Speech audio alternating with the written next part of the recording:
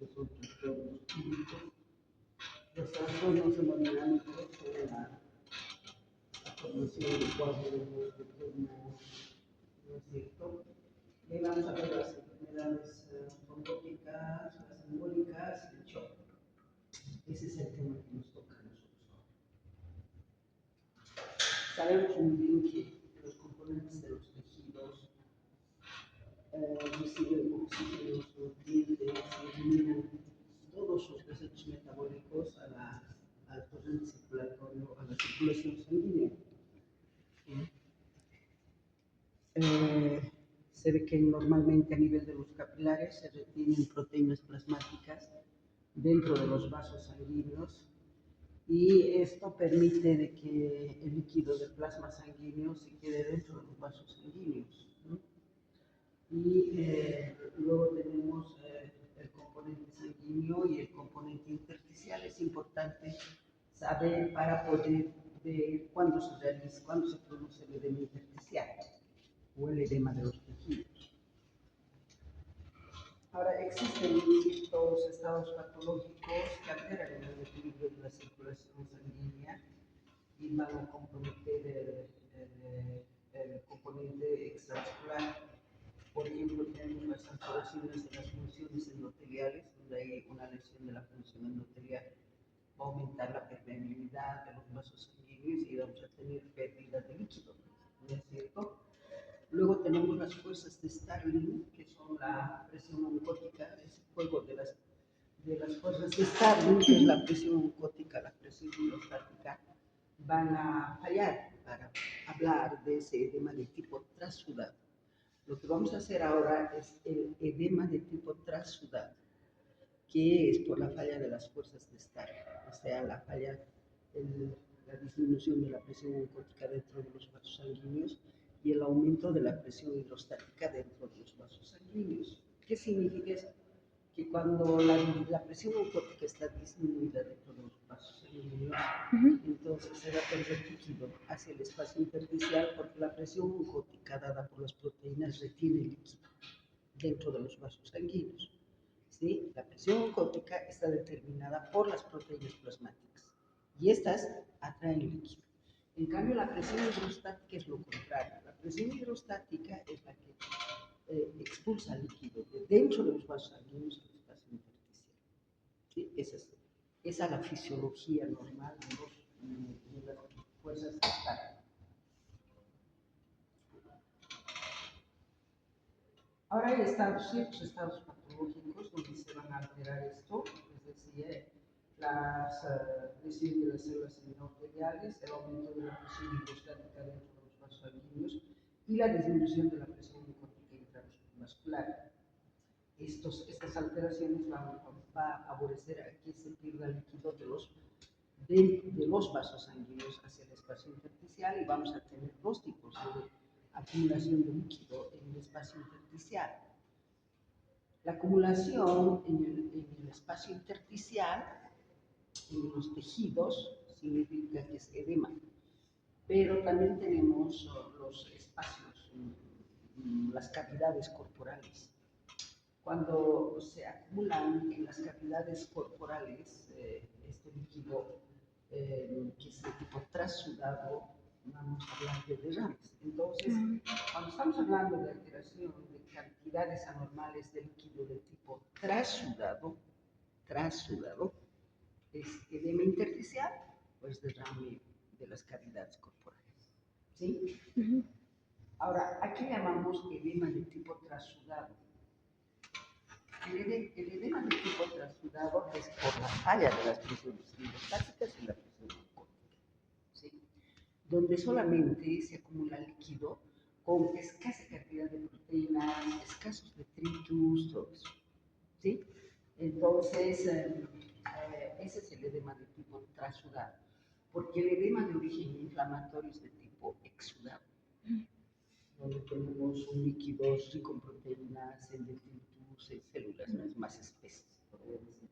En cambio, este edema que estamos viendo por la alteración de presión oncótica, presión hidrostática, es de tipo transudado, pobre en proteínas, pobre en células más solamente líquido, en este caso plasma sanguíneo, con poca cantidad.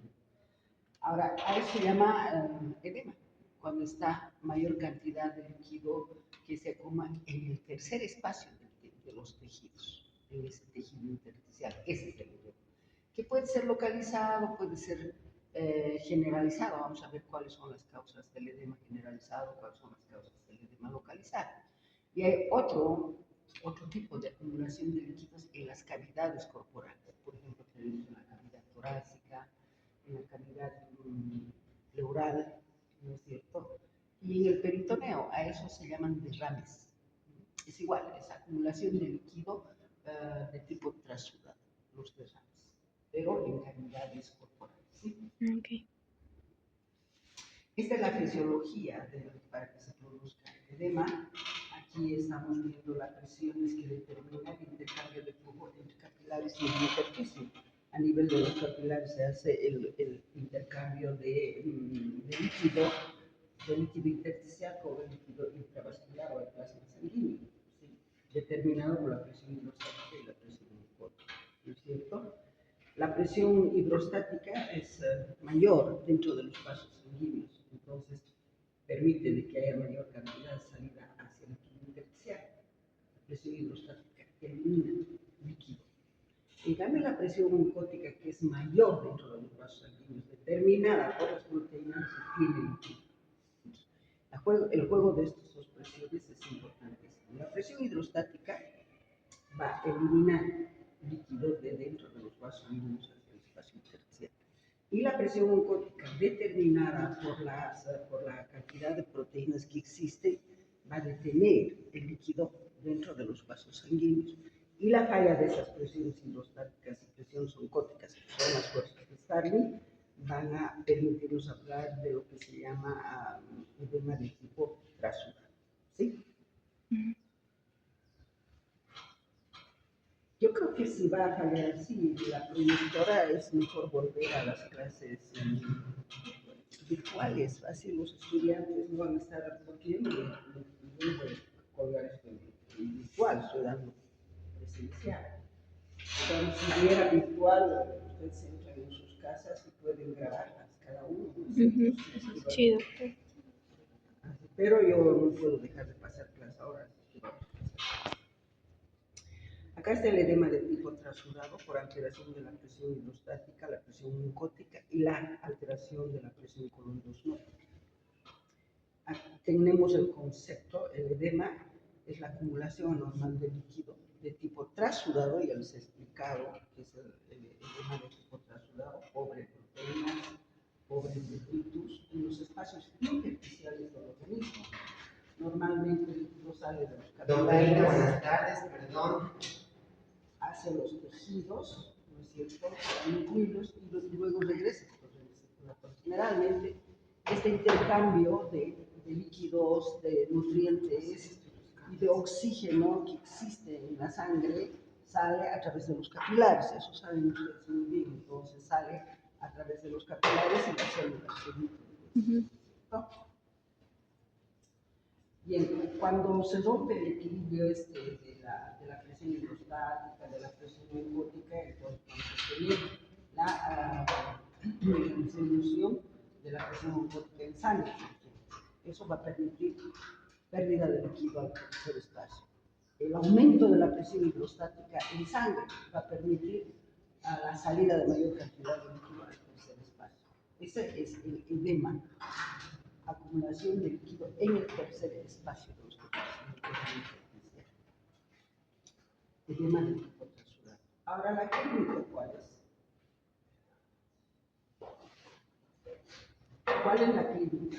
Vamos a ver, los tejidos van a estar hinchados, es un edema visible, sobre todo en aquellos tejidos que se encuentran en los espacios de declive, piernas, tobillos, ¿no es cierto?, pies.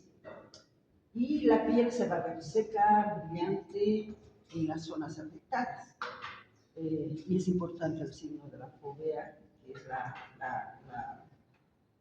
presión, se presiona a nivel de la parte anterior del tobillo, ¿no es cierto? Y se va a quedar hundida en la parte anterior y superior del tobillo, eso se llama signo de la correa.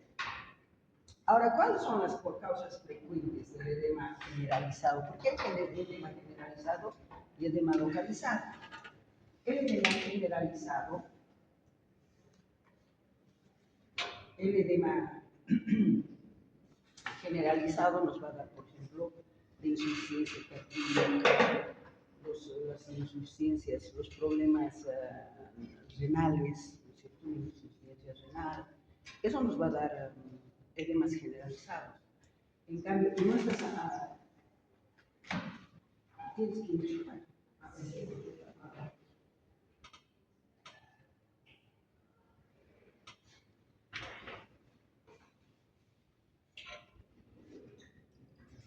Tal vez hay que unos edema generalizado y edema localizado. Generalmente los edemas generalizados están por una insuficiencia cardíaca, por una insuficiencia renal. En cambio, los edemas localizados es por compresión de ciertos vasos sanguíneos de órganos. Por ejemplo, tenemos en la cirrosis hepática, puede haber una hipertensión portal, nada, una hipertensión portal. Y luego también tenemos las presiones de algún vaso sanguíneo en una vena, por ejemplo, eso igual nos va a aumentar la presión de las venas. Esas serían las causas. Las causas del edema de tipo trasudado, insuficiencia cardíaca, problemas renales, hepáticas, desnutrición. La desnutrición también va a ser por un edema generalizado. Trombosis venosa, sí, el mismo embarazo por la compresión de los vasos.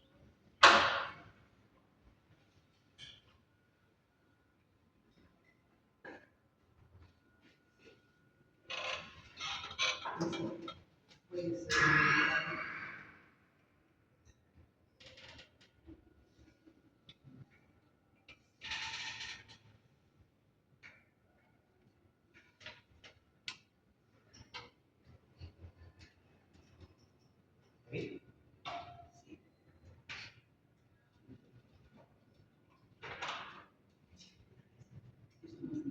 Sí, doctor. ¿Sí estamos? Sí. Ujú. Bueno, eso es el edema. Tenemos otra patología que es el derrame. ¿Qué es el derrame? Es la acumulación de líquido de tipo trasudado en las cavidades corporales. Generalmente en las cavidades corporales existe poca cantidad de líquido, normalmente, siempre. Pero cuando aumenta esa cantidad de líquido, estamos hablando de lo que se llama derrame de tipo trasudado. ¿Qué cavidades corporales ahí tenemos? En las cavidades en la pleura. Es una cavidad donde se encuentran los pulmones y la pared torácica, se denomina derrame pleural. En el pericardio, alrededor del corazón, se denomina derrame pericárdico. En el peritoneal, en el abdomen, se llama ascitis, y en las articulaciones también se puede acumular este líquido de tipo trasudado que se llama derrame articular. ¿Sí? Esos son los diferentes acúmulos de líquidos por tipo trasudado en las cavidades corporales. Esta es una fisiopatología del edema que he tratado de realizar. Acúmulo de líquido en el intersticio de los tejidos. Sabemos que es un líquido de tipo trasudado, ¿sí? Edema fisiológico. Aquí tenemos las fuerzas de Stalin, acúmulo de líquido por la falla de las fuerzas de Stalin, como debe ser, ¿no es cierto? Esto es lo normal, las fuerzas de Stalin que divide es el curativo normal de los líquidos de las partes intravasculares y extravasculares, la presión hidrostática capilar y la presión oncótica intersticial. ¿Sí? Entonces la presión hidrostática capilar empuja el líquido al intersticio y la presión intersticial atrae el líquido hacia el intersticio y se va a formar el edema. ¿Sí? Ahora tenemos también las fuerzas de reabsorción que podrían ser contralaterales a estas fuerzas de Stalin.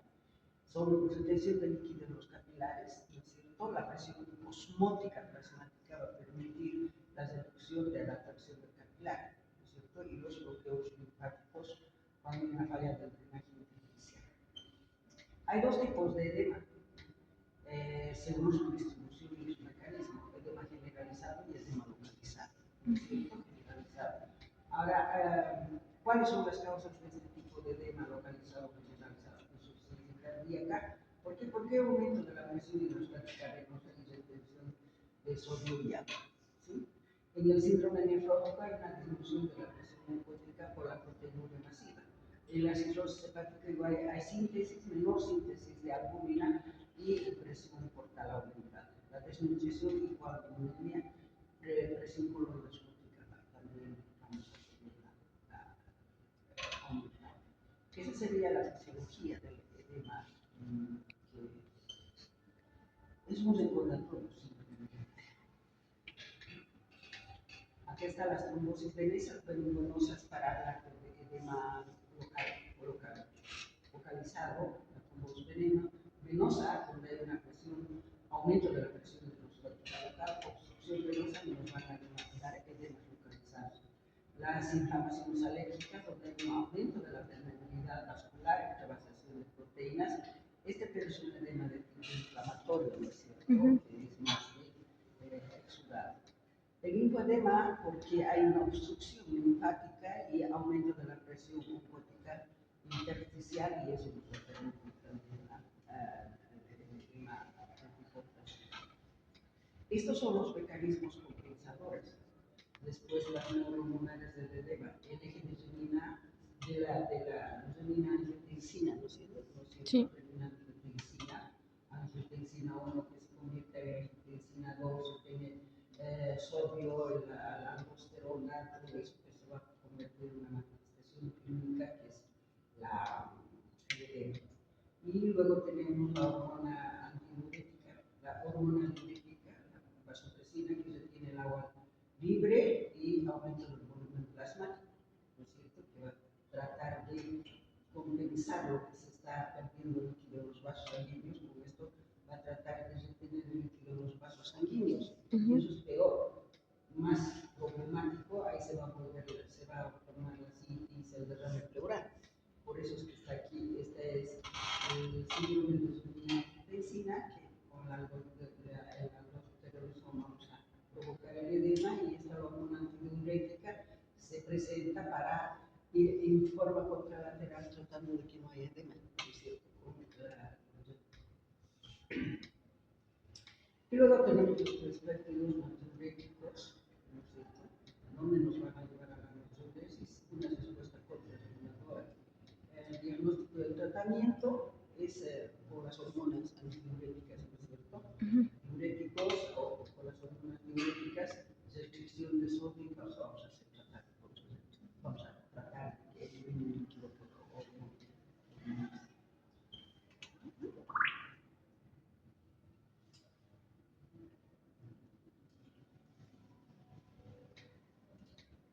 Ahí está, ese es el concepto. La acumulación de líquido, ¿qué es? Edemas de tipo transudado. La acumulación de líquido de tipo transudado en el espacio intersticial es el resultado del desequilibrio de las fuerzas de estado, fuerzas en juego. Es la explicación del anterior esquema que hemos visto. Hay las fuerzas de estado, las que favorecen infiltración, aumento de la presión hidrostática capilar, aumento de la presión oncótica intersticial. ¿Cierto? Las que favorecen reabsorción cuando la presión linfática plasmática cae y el drenaje linfático falla. Esos son los tipos de edema: generalizado, debe ser el anasarca, y localizado según el desequilibrio, si es sistémico o regional, para hablar de edemas sistémicos o edemas regionales. Esta es la explicación de la anterior lámina, de este esquema. De la explicación esta. ¿Sí? Ahí tenemos las que favorecen la reabsorción cuando la presión oncótica plasmática cae y el drenaje linfático. Tipos de edemas: generalizado, que es anasarca, localizado según el desequilibrio sistémico regional. Etiologías principales: generalizados, insuficiencia cardíaca, que nos va a dar edema generalizado, donde hay un aumento de la presión hidrostática, y eso va a permitir el empuje del líquido de los vasos sanguíneos hacia el espacio intersticial. El síndrome nefrótico y la desnutrición, osmótica, coloidosmótica, y eso permite de que no se detenga el líquido dentro de los vasos, incluso superficial. Esos son los generalizados. La cirrosis hepática es una combinación de la generalizada y la localizada. La cirrosis hepática. No se olviden que en la cirrosis hepática hay cirrosis de todo el hígado, y ahí la vena porta es la que se va a estrangular, y eso nos va a dar aumento de la presión hidrostática, disminución de la presión linfática, y nos va a dar ascitis, que es el edema localizado. ¿Sí? Ahí está, pero también nos puede dar un edema generalizado. El localizado, causas del edema localizado, la trombosis venosa, las inflamaciones y alergias, pero ese es edema de tipo exudado. ¿Sí? Eso hay que tomar en cuenta. Estamos en edema de tipo trasudado, por alteración de las presiones hidrostáticas, psicológicas. Entonces aquí hay aumento de la permeabilidad y el linfedema también, que es porque se obstruyen los vasos linfáticos.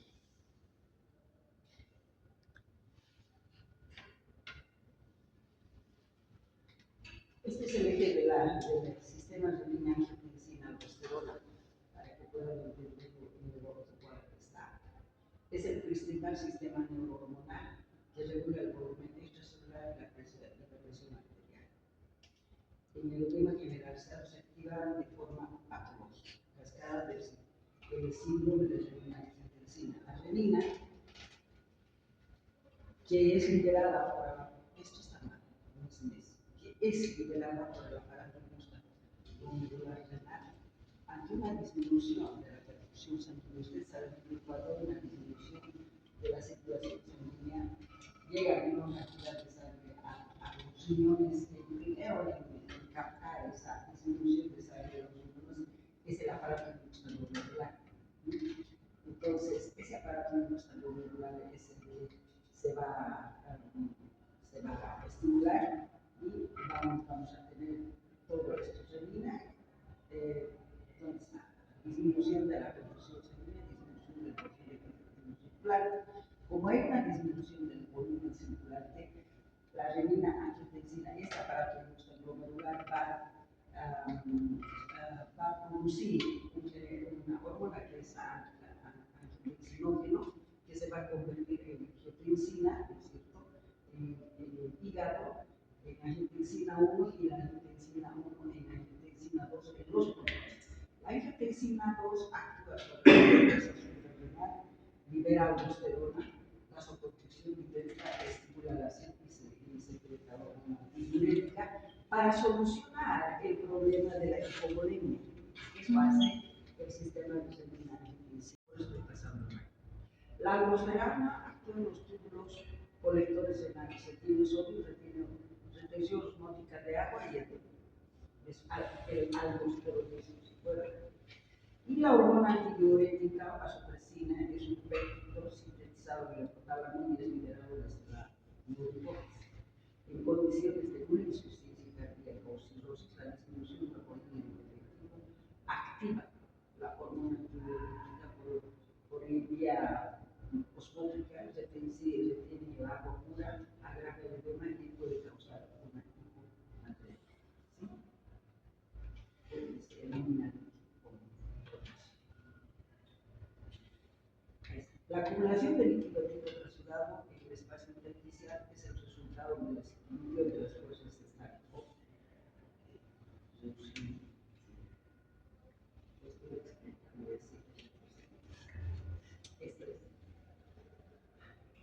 Causas para la formación del edema de tipo trasudado, ¿sí? Aumento de la presión hidrostática, disminución de la presión linfática, aumento de la permeabilidad capilar, obstrucción del flujo linfático. El aumento de la presión hidrostática, ¿qué nos va a dar? Insuficiencia cardíaca, insuficiencia renal, cirrosis hepática. Eso aumenta la presión hidrostática. Y eso aumenta la presión venosa, con retención de sodio, aumenta la permeabilidad vascular, pérdida de proteínas. La disminución de la presión glucótica, ¿dónde está dada? ¿En qué patologías? Quiere decir que se elimina o no se forman proteínas, o elimina proteínas. Por ejemplo, en las nefropatías globulares hay pérdida de proteínas, hay una proteinuria, ¿no es cierto? Entonces hay pérdida de proteínas. Y en la cirrosis hepática, esos hepatocitos están enfermos y no sintetizan proteínas, como la albúmina. Entonces, estas dos cosas nos van a llevar a una disminución de la presión oncótica, y si hay disminución de la presión oncótica dentro de los vasos sanguíneos, va a haber pérdida de líquido al espacio intersticial, edema generalizado, ¿no es cierto? Aumento de la permeabilidad vascular, la angioneurosis, tóxicos, anoxias prolongadas, todo eso nos puede dar aumento de la permeabilidad capilar, más que todo también la reacción inflamatoria, pero es un edema de tipo exudario. Obstrucción del flujo linfático. No se olviden que los vasos linfáticos recogen el líquido intersticial que no retorna todo en su conjunto por el extremo medular, ¿no es cierto? Ese líquido es recogido por los vasos linfáticos. Entonces, si hay una neoplasia en los vasos linfáticos, va a estar obstruido los vasos linfáticos. Las radiaciones también, en las radiaciones hay una fibrosis, porque hay una lesión. Cuando hacen radiaciones, por ejemplo, del cáncer de mama, hacen una radiación hasta el hueco axilar, y en la axila se producen unas bridas fibróticas que van obstruyendo los vasos linfáticos. Por eso es que los pacientes que hacen radiaciones, todo ese tratamiento, generalmente tienen el tema de los miembros inferiores constantemente están haciendo fisioterapia. Es porque han hecho bridas alrededor de los vasos sanguíneos, y esos vasos sanguíneos están comprimiendo por este tejido fibrótico, y eso hace que haya aumento de la presión hidrostática dentro de los vasos linfáticos y el edema localizado. Cirugía con destrucción de linfáticos también. Enfermedad de Mallory es un defecto congénito de los linfáticos. Bien, todo esto es las causas para que haya una obstrucción de los linfáticos. Enfermedad de Mallory es un defecto congénito de los linfáticos. Esta es la patología mecanismo de la formación del edema y los diferentes tipos de edema. Ahí está insuficiencia cardíaca, insuficiencia renal, insuficiencia hepática, hay aumento del volumen circulante, ¿no es cierto? Aumento de la presión venosa, aumento de la presión capilar, y por supuesto si hay un aumento de la presión capilar hepática, nos va a tener el edema, ¿no es cierto?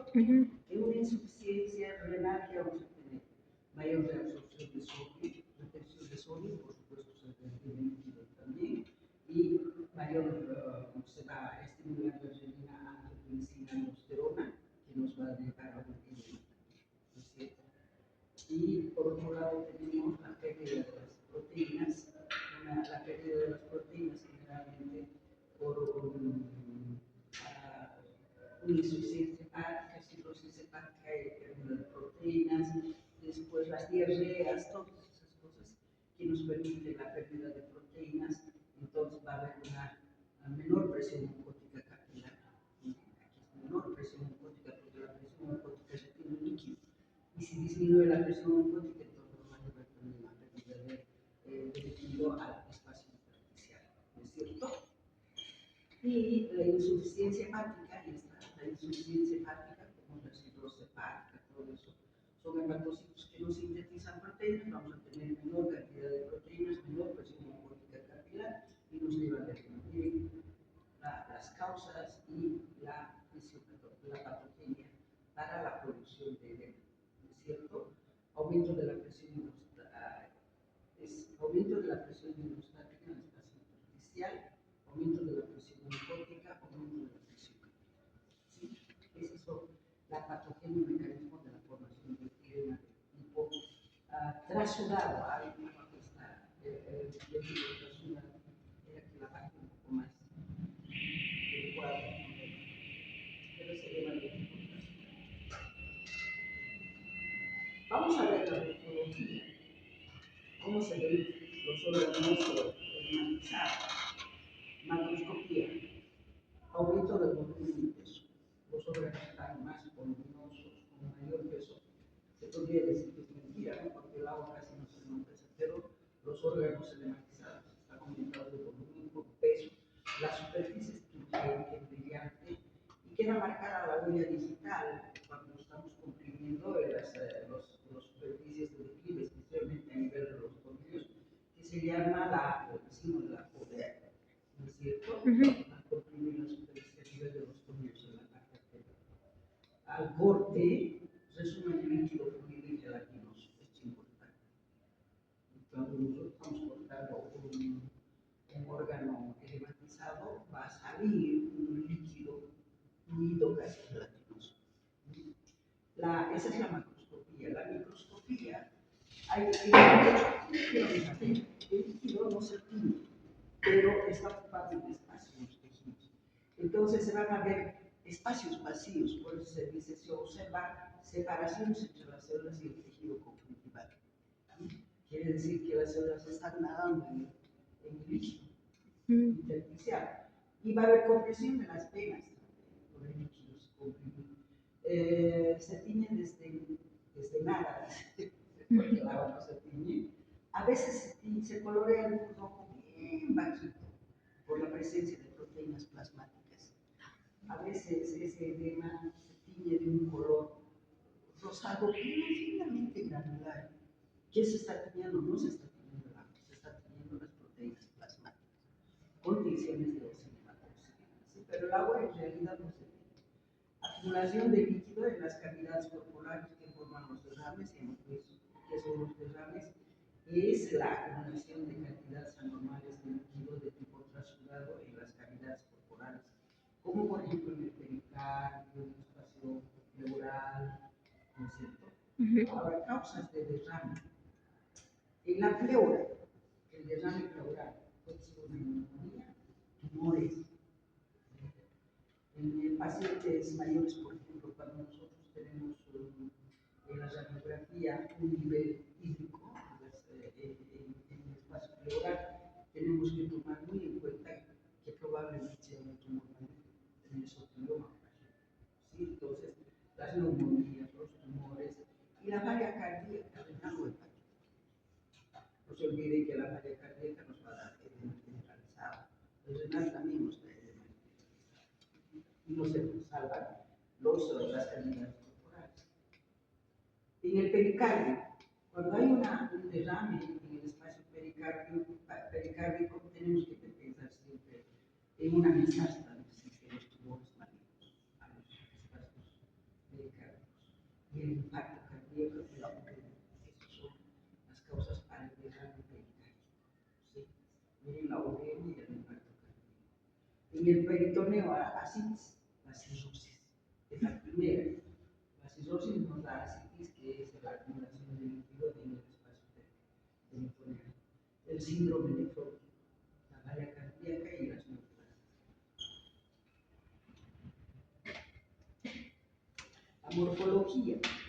La morfología del edema. El edema subcutáneo puede ser difuso o más localizado. En regiones con presión hidrostática elevada, eso tiene que ser en los lugares declives, ¿no es cierto? Está influida por la fuerza de gravedad, en los espacios declives. Característico es el edema ortostático, cuando está por la fuerza de la gravedad, se llama edema ortostático, por decir OB, ese es el edema subcutáneo. Entonces, este edema ortostático siempre es subcutáneo y vamos a ver el signo de la OB. Edema por disfunción renal. Inicialmente aparecen los tejidos conjuntivales laxos. O sea, ¿qué quiere decir? Es que los edemas de origen renal, los pacientes generalmente despiertan con los párpados hinchados. ¿Por qué? Porque los párpados tienen un tejido laxo. Es fácilmente los líquidos se acumulan en nuestros párpados porque es tejido laxo. ¿Sí? Es típico ese edema dermatoquinal que tienen los párpados de un problema de disfunción renal. Este edema periorbital es característico de una nefropatía grave. Es lo que tomar en cuenta en nefropatías graves. ¿Sí? Edema de pulmones. El peso de los pulmones, estamos en morfología. El peso de los pulmones es de 2 a 3 veces mayor de lo normal. Y empieza al corte, es un líquido espumoso y sanguíneo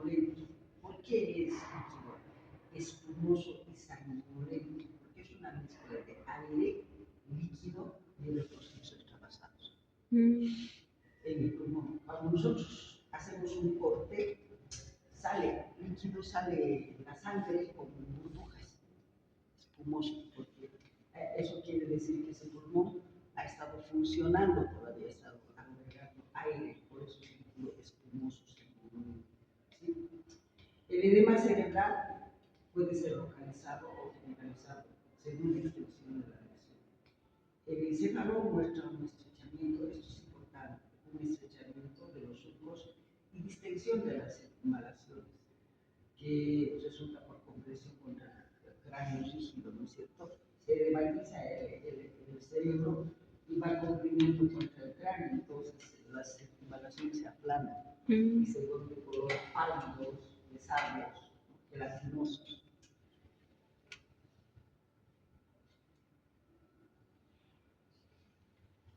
Edema del sistema nervioso central.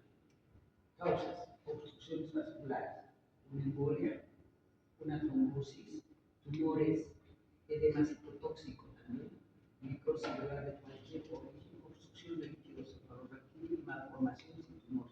Todas esas son causas del edema del sistema nervioso central, edema cerebral.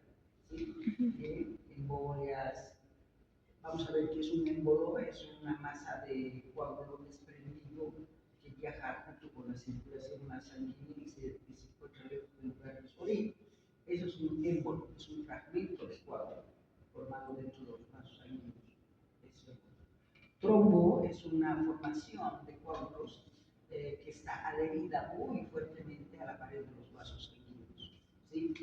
Y los tumores, cualquier tumor puede ser una metástasis que ha llegado al tumor y todo eso. Edema citotóxico, necrosis celular de cualquier origen. Citotóxico. Estamos hablando de una sustancia tóxica que ha necrosado las células y eso nos va a dar origen a este tipo de edema. Y la obstrucción del líquido cefalorraquídeo por malformaciones en el líquido cefalorraquídeo. La macroscopía del edema del sistema nervioso central. ¿Cómo vamos a ver? El cerebro va a estar aumentado de peso, aplanamiento de los surcos y tiene un aspecto gelatinoso de la sustancia blanca. ¿Sí? Esta es la macroscopía, cómo se ve el edema del sistema nervioso central. Y en la microscopía, esto también es importante, se ve algo claro alrededor de los vasos de las células. Nada más. Algo claro se ve alrededor de los vasos y de las células.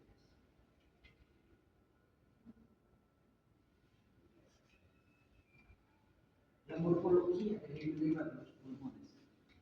La causa: insuficiencia cardíaca, insuficiencia renal, hepática y las tromboembolias. ¿Sí? La macroscopía, los pulmones están aumentados de peso, la superficie es abultada y sólida. Escuchen bien, al corte resume abundante líquido espumoso.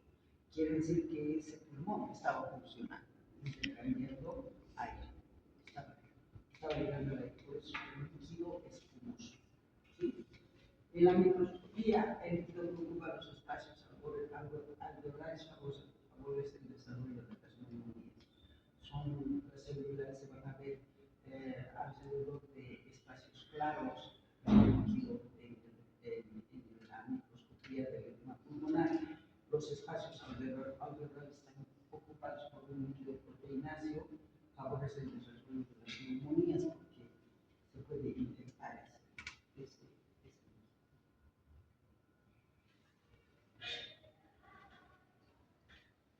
¿Cómo evoluciona el edema de los tejidos y cavidades corporales? Se puede reabsorber sin dejar ninguna huella. ¿Sí? Se puede organizar. ¿Qué quiere decir que se puede organizar? Especialmente si contiene muchas proteínas, se pueden convertir en tejido fibroconectivo. ¿Sí? Eso es la organización. Especialmente si ese edema, si ese líquido tiene muchas proteínas, se convierte en tejido fibroconectivo. O puede sufrir sobreinfección también, como hemos visto en los pulmones. El edema pulmonar, generalmente la complicación es que haya una neumonía después por la sobreinfección, porque significa este líquido corporal. Significación clínica. Ahora, ¿cuándo son? Clínicamente son visibles cuando aumente el 15%